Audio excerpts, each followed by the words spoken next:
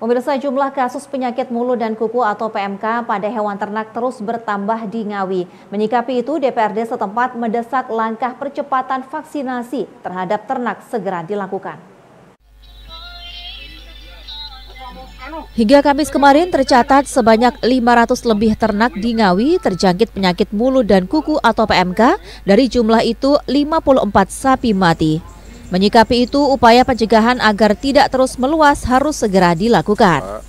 Ketua DPRD Ngawi, Yuwono Kartiko, mendesak Dinas Perikanan dan Peternakan untuk segera melakukan vaksinasi terhadap seluruh ternak yang ada di Ngawi. Selain itu, sterilisasi terhadap kandang ternak warga juga harus dilakukan. Diakuinya, dalam menjalankan program tersebut perlu alokasi anggaran untuk penanganan. Pihaknya menekankan dapat menggunakan belanja tidak terduga atau BTT.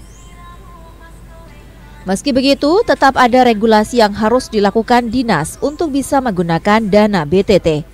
Yuwono menambahkan saat ini sangat diperlukan langkah kuratif dalam menekan penyebaran virus PMK tersebut.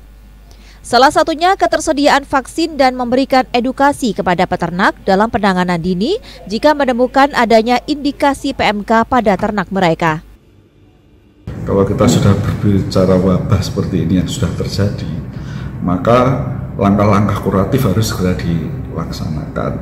Salah satunya harus segera dilaksanakan vaksinasi. Vaksinasi ini serentak dilakukan di semua ternak yang ada di Ngawi. Untuk itu perlu resources, dana dan ilmuwan gitu.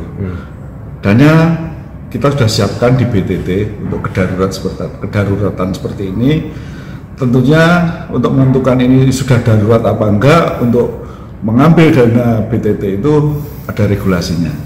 Nah, kita tunggu dan kita siap dengan pendanaan untuk menangani kasus wabah ternak ini. Ini harus secara cepat, langkah kuratif ini dilakukan. Maka harapan saya dinas terkait itu segera membuat langkah bagaimana penyediaan vaksin itu bisa segera diadakan dan dilaksanakan. Kemudian juga harus ada semacam edukasi buat para peternak untuk menerima vaksin itu untuk ternaknya, karena saya mendengar di lapangan ada beberapa peternak yang menolak untuk divaksin, dan ini berbahaya sekali karena menular ya.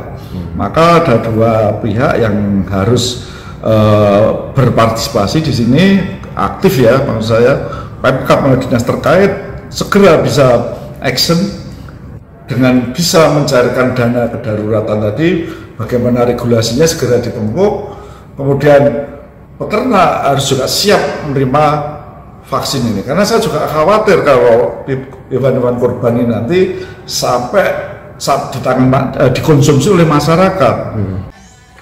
Seperti diketahui, jumlah hewan ternak di Ngawi yang terjangkit PMK terus bertambah. Upaya penanganan secara cepat harus segera dilakukan agar penyakit tersebut tidak semakin meluas. Ito Wahyu, JTV, Ngawi.